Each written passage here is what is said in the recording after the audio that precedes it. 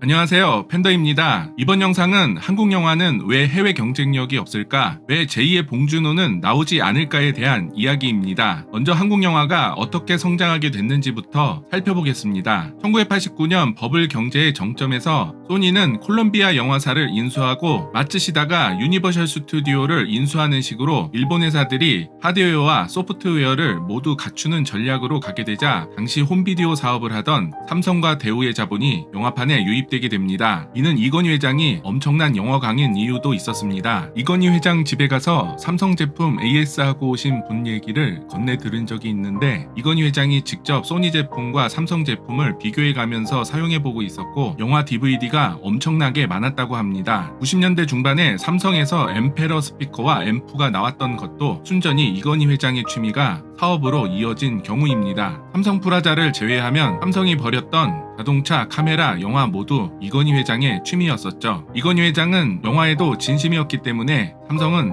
삼성 영상사업단을 만들어서 쉬리에 투자하게 되었습니다. 쉬리의 성공을 바탕으로 대규모 자본을 투입해도 흑자를 낼 수 있다는 경험을 갖게 되었고요. 삼성 영상사업단은 당시 최고의 엘리트들을 모아 만들었었죠. 삼성 영상사업단 출신들이 한국 영화산업을 이루겠다고 해도 과언이 아닙니다. 우영우를 만든 ENA의 대표이사, 티빙 대표이사, 엠넷 전 대표이사 등이 삼성 영상사업단 출신이죠. 시청 삼성생명 본관에는 시넥스라는 삼성이 만든 극장이 있었습니다. 화면은 좀 작았지만 사운드는 당시 국내 1위였었죠. 저도 본관에서 교육받고 퇴근할 때 가곤 했었는데 시넥스 건축 비용이 당시 돈으로 150억이었습니다. 멀티플렉스 5개, 6개 관을 지을 돈을 단관에 쏟아 부은 거죠. 삼성은 정말 영화의 진심이었습니다. 삼성 영상사업단에도 아는 사람이 있었습니다. 시넥스랑 서울극장 업무를 담당했었는데 삼성 영상사업단이 해체된 후 행정고시에 합격해 공무원이 되었습니다. 안 풀리면 행정고시급의 인재를 삼성이 가지고 있었던 거죠. 배우의 영화관 사업이 동양그룹으로 인수된 게 메가박스가 되었고, 롯데는 롯데시네마, CJ는 CGV, 이렇게 우리나라 극장 사업과 배급 사업은 대기업이 지배하게 됩니다. 이렇게 대기업이 돈과 인력을 쏟아 부은 덕에 90년대에 한국 영화의 매출과 수출은 증가할 수 있었습니다. 그러니까 80년대까지는 영화사 사장 맘에 들거나 감독 밑에서 노예 20년 하면 영화를 찍을 수 있는 주먹구구식 경영을 했었는데, 90년대 초반부터는 주먹구구식이 아닌 관리의 삼성이 영화를 기획하게 됩니다. 충무로의 도제식 시스템이 계속 이어졌으면 윤재균 감독님이 해준대를 감독하거나 박찬욱과 봉준호 감독님은 아직도 올 루드보이나 살인의 추억 같은 영화를 만들고 있었을 겁니다. 그러니까 한국 영화는 대기업들이 기획, 배급, 상영까지 수직화된 독과점 체제를 이룩한 덕에 성장할 수 있었습니다. 미국 같은 경우 1948년 파라마운트 판결을 통해 영화사는 극장을 소유할 수 없게 되었습니다. 반면에 한국과 일본은 후자 배급사가 극장을 소유하고 있죠. 후자 배급사가 극장을 소유하고 있으니 자기 영화가 수익이 날 때까지 다른 영화사 영화는 찬밥이 되는 거죠. 이것을 스크린 독과점이라고 합니다. 어벤져스 엔드게임의 예를 들면 미국의 스크린 점유율은 13.8%였고 한국의 스크린 점유율은 56.2%였습니다. 그런데 아침에 한국 영화를 틀고 저녁에 엔드게임을 틀면 어떻게 될까요? 네, 엔드게임의 상영 점유율은 무려 79.5%였습니다. 미국에서는 마블 영화가 상영되더라도 다른 영화들이 기회를 얻을 수 있지만 한국에서는 아닙니다. 이렇게 스크린을 독과점할 수 있는 것은 대기업의 수직 계열화 덕분인 거죠. 이런 스크린 독과점은 규모가 큰 영화들은 우대받고 작품성과 예술성이 있지만 작은 영화들은 찬밥 신세가 되게 됩니다. 제2의 봉준호가 영화를 접어야 하는 것이죠. 한국 영화는 양적으로는 성장했지만 질적인 성장은 이루지 못했습니다. 결국 대기업의 수직 계열화를 통한 스크린 독과점은 천만 영화의 성공 조건을 연구하여 소위 천만 영화 공식을 만들어내게 됩니다. 한국 영화의 양적인 성장에 대기업의 수직 계열화가 도움이 되었지만 질적인 성장에는 방해가 된 것이죠. 그래서 2020년에는 가칭 포스트 봉준호법이라고 영화인들이 미래의 봉준호들이 반지하를 탈출할 수 있도록 대기업의 배급과 상영의 겸업을 제한하고 스크린 독과점을 금지해달라는 요청을 각 정당에 전달했습니다. 반면에 최근 한국영화관 산업협회는 부가세를 면제해주거나 극장 영화가 OTT에 빨리 풀리지 못하도록 강제하는 법을 요구하고 있습니다. 부가세 면세 혜택을 주면 극장이 10%만큼 요금을 내릴까요? 안 내리면 세금 지원이나 마찬가지인데 여러분은 어떻게 생각하시나요? 지난번 이 영상의 댓글들을 읽어보면 영화의 질을 올리거나 요금을 내려야 한다는 게 대체적인 의견이었습니다. 한국 영화가 잘 나가던 2006년에는 괴물, 타짜, 미녀는 괴로워가 미션 임파서블 3와 슈퍼맨 리턴즈를 이겼습니다. 2006년 한국 영화의 점유율은 64%였지만 바로 1년 뒤인 2007년에는 41.7%로 주저앉았습니다. 2023년 2월 한국 영화 점유율은 20년 만에 최저치인 19.5%로 주저앉은 상태죠. 2007년 1위한 영화가 디워였습니다. 애국심에 호소한 영화가 1위할 정도로 영화의 질이 좋지 않았고 너무 많은 영화가 공급되어 관객을 나눠먹어 적자가 난 영화가 많았었죠. 2006년 한국 영화는 1년에 110편이나 제작됐지만 수출액은 마이너스 68%로 감소했습니다. 매년 플러스던 투자 수익률은 마이너스 20%로 내려앉았고 디워가 나왔던 2007년에는 투자 수익률이 마이너스 40.5%까지 떨어지게 됩니다. 이런 상황이 되니 2007년 12월 영화의 진심인 삼성경제연구소에서 한국 영화 위기의 진단과 과제라는 문서가 하나 나오게 됩니다. 이 문서에 의하면 한국 영화는 비슷한 소재, 완성도 낮은 스토리 전개 등 영화의 질적 수준의 저하가 우려되고 조폭 코미디 등 제한적인 소재만을 다루어 관객에게 신선한 충격을 주지 못하고 피로감을 누적시켰다고 합니다. 해외에서도 문제를 비슷하게 바라보고 있었고요. 내수 시장의 한계를 수출로 만회하려고 했는데 수출마저 부진했었습니다. 이 보고서가 놀라운 점은 10년 후 1인당 관람 횟수를 3.13에서 4.2회 정도로 올라갈 것으로 예측했었는데 실제 결과치는 4.3회였습니다. 굉장히 예측을 잘한 거죠. 이 보고서는 한국 영화의 질을 높이고 비슷한 소재를 벗어나 새로운 시도를 해야 하는데 그러려면 신인 감독이 등장해야 한다. 그리고 수출을 통해 내수 시장의 한계를 돌파해야 한다. 이렇게 결론을 내리고 있습니다. 그런데 스크린 독과점을 통해 안정적인 내수 시장을 만들었기 때문에 괜히 신인 감독에게 투자했다가 손해보면 안 되기 때문에 경력자만 찾게 되는 거죠. 참고로 미국의 A급 영화의 경우 베니티 페어나 페이스케일 등의 자료를 참고해보면 제작자는 200만 달러, 작가가 300만 달러, 감독이 400만 달러 정도를 받아갑니다. 한국 영화가 이런 영화들과 세계 시장에서 경쟁해야 하는 거죠. 5천만 원짜리 각본으로 세계 시장 경쟁력이 있을 수 있을까요? 참고로 미국 드라마는 보통 1회에 4만 달러를 받습니다. 제작비를 배우와 CG에 우선하고 각본을 등한시하니 완성도 낮은 시나리오가 나오게 되는 것이죠. 신인 시나리오 작가가 계약금 2천만 원을 받고 3년 동안 일하다 영화가 무산되는 일도 있고 촬영까지 들어가도 잔금 3천만 원을 받아 3년간 수입이 5천만 원에 그치게 되니 드라마로 다 도망가게 됩니다. K-드라마는 수출이 되는데 K-무비가 수출이 안 되는 이유는 터무니없이 낮은 작가료 때문입니다. 영화 각본 한 편에 3억을 내라고요?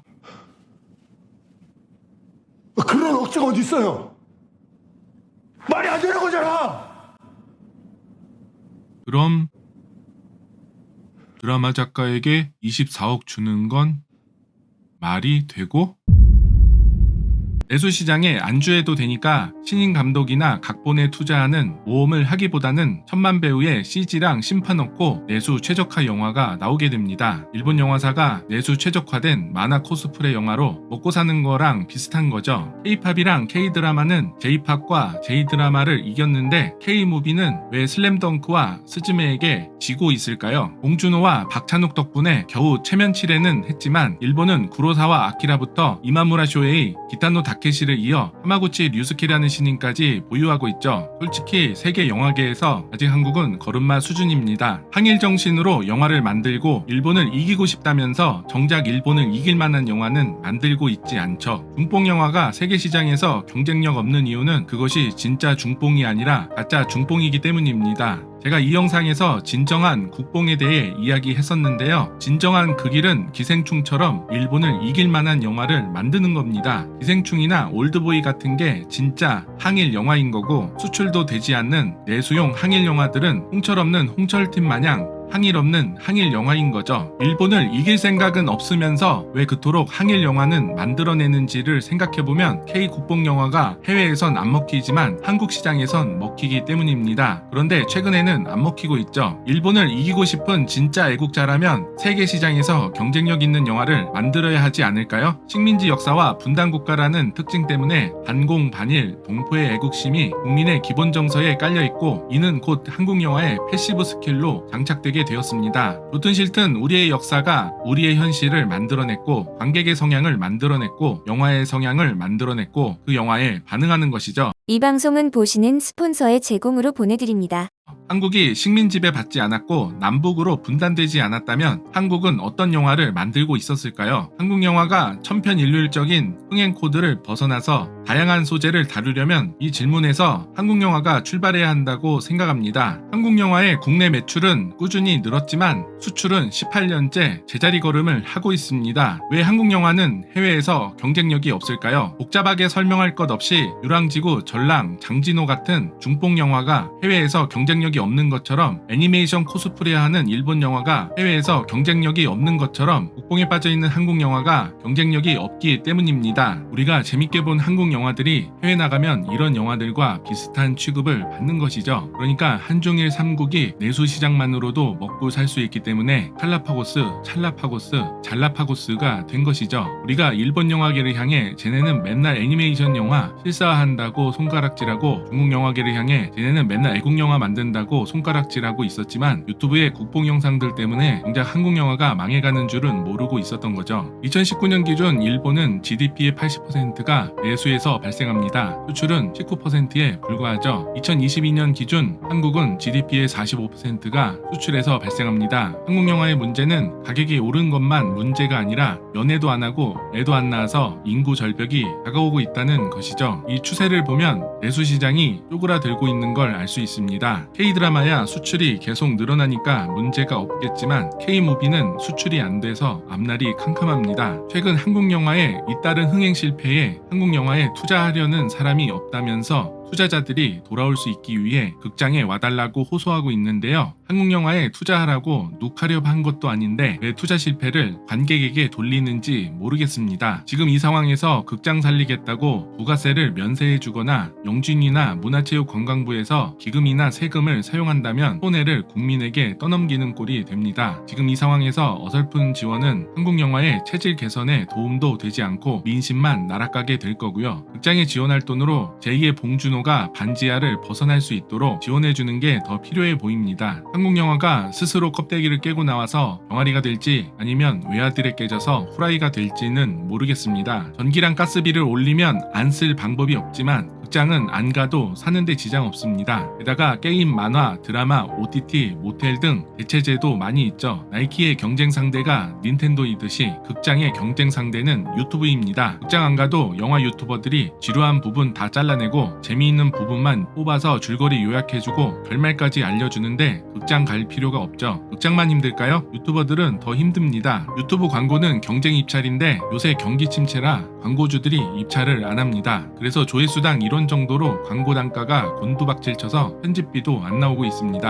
한국 영화만 위기가 아니라 영화 유튜버도 위기입니다. 김준호 씨와 김종민 씨가 운영하던 힘덤이라는 채널이 있었는데요. 작가, PD, 촬영감독, 편집감독 붙으니 한 달 제작비 1000만원 들어가는데 한 달 수익 60만원 나와서 결국 접었습니다. 시청자들은 그냥 10분짜리 영상 보면 싸게 만들었겠다고 생각하시겠지만 1인 제작을 해도 영상 하나를 만들어내는 비용은 최소 분당 2만원이 넘어갑니다. 이 영상 같은 경우 조회수 20만 이상이 나오지 않으면 최저임금도 못 건지는 거죠. 광고주는 컷!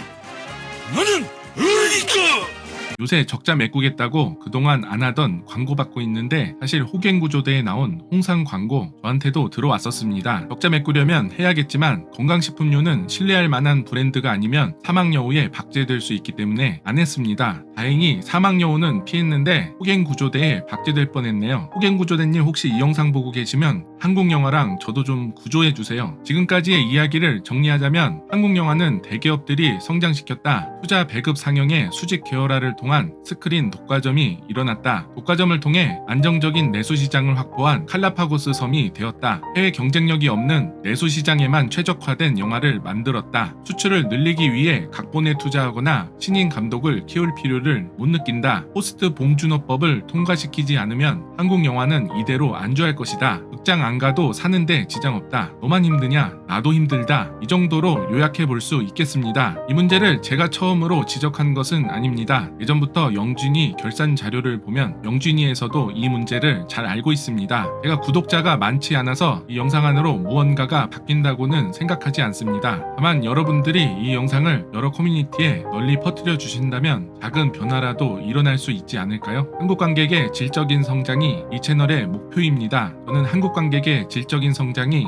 한국 영화의 질적인 성장으로 이어진다고 생각합니다. 그것이 곧 수출 경쟁력으로 이어질 것이고요. 최근에 극장 요금 인상을 성토하는 여러 글이 커뮤니티에 올라오는데 저는 여러분들이 너그럽게 이해해줘야 한다고 생각합니다. 원래 영화라는 매체가 니켈로 볼 수 있었습니다. 그래서 초기 영화관을 시어터가 아니라 니켈로디언으로 불렀었죠. 영화가 싸지 않다면 더 이상 대중문화가 아니라 상류 문화입니다. 상식적으로 생각해보면 영화관에 사람 1명 들어오나 500명 들어오나 인건비, 임대료, 전기료는 고정비용이라 같습니다. 그러니까 한 사람한테 200만원 버는 것보다 500명한테 만원씩 500만원 버는 게 더 이득인 거죠. 이런 간단한 계산도 못할 정도로 극장들이 바보는 아닙니다. 앞서 말씀드렸듯이 한국 영화의 기획 배급 상영은 엘리트들에 의해서 이루어지고 있습니다. 이분들이 고스톱 쳐서 승진하고 요금 올린 게 아니라는 거죠. 여러분은 지금 고품격 영화 채널 무비팬더와 함께하고 계십니다. 왜 100명한테 1만원 받는 대중화 전략보다 50명한테 15,000원 받는 고급화 전략을 택했을까요? 극장이 OTT보다 쌀 이유가 있나요? 굳이 뭐 비교하자면 극장은 오마카세집 같은 고급 레스토랑 느낌이면 OTT는 분식집 같은 느낌이고 유튜브는 노점 같은 느낌이죠. 극장들이 요금을 올린 건 한국 영화가 내수 시장에 안주하지 못하게 하려고 한국영화관 산업협회가 구국의 결단을 내린 것입니다. 이거 말고는 지금의 이 상황을 논리적으로 설명할 방법은 없습니다. 영화 안 봐도 사는데 지장 없다는 것을 극장주들도 잘 알고 있기 때문에 내수 시장을 줄이고 수출을 장려하려면 요금을 올려야 한다는 깊은 뜻이 있는 것이죠. 게다가 앞으로 인구가 줄어들면 한 명이 2명분의 요금을 내야 하니 인구가 절반으로 줄면 지금보다 2배 정도는 인상할 필요도 있고요. 극장에 2명이 드나 1명이 드나 고정 비용은 변하지 않기 때문에 관객이 줄어든 만큼 그 부담을 다른 관객에게 전가하게 되는 거죠. 지난 3년간 관객이 줄었다는 이유로 극장 요금을 인상했듯이 앞으로 관객이 줄어들수록 극장 요금은 더욱 올리게 될 것입니다. 내수 시장에 안주할 수 없게 되어 수출될 만한 영화를 만들어내게 되는 그런 선순환이 일어나게 되는 것이죠. 영화 산업이 동전으로 시작했다는 것을 모를 리 없는 분들이기 때문에 한국 영화가 양적인 성장을 멈추고 질적인 성장을 하기 위한 멸사봉공의 정신으로 극장 요금을 올린 것이라는 점을 알아주셨으면 좋겠고요. 극장 요금이 올라서 불만이신 분들도 많으시겠지만 길거리에 나와서 좌판 깔고 일원 동전 받아먹는 노점상 입장에서 유튜브 광고비는 좀 인상해줘야 한다고 생각하듯이 5호급 레스토랑 입장료도 좀 인상해줘야 한다고 생각합니다. 제2의 봉준호가 반지하에서 벗어날 수 있도록 포스트 봉준호법을 국회에서 통과시키는 것도 필요하고요. 이 법안에는 대기업과 계약 관계가 있어 서명하기 난처하다, 양해 바란다, 그러나 마음을 같이 한다며 서명에 동참하지 못한 분들도 많았습니다. 저 같은 노점상이야 어차피 영화 광고는 안 들어오니 상관없지만 대기업들로부터 영화 광고를 받는 대형 유튜버들은 이런 얘기하기가 어려울 겁니다. 한국 영화를 사랑하신다면 이 영상을 주변 사람들과 공유해주세요. 한국 영화를 살리기 위해선 어떻게 해야 할까요? 한국 영화를 살리기 위한 여러분의 아이디어를 댓글로 남겨주세요. 이번 영상은 여기까지입니다. 4월 말에는 슈퍼마리오 영화가 개봉되는데요. 한국에서 닌텐도 본사에 출장 가본 사람은 거의 없을 거라 생각해서 다음 영상에서는 닌텐도와 슈퍼마리오에 관한 이야기를 들려드리겠습니다. 어디에서도 들어보지 못한 이야기들을 들으실 수 있으실 겁니다. 다음 영상도 보시려면 구독, 좋아요, 알람 설정을 해주세요. 다음 영상에서도 재미있고 유익한 내용으로 다시 돌아오도록 하겠습니다. 안녕.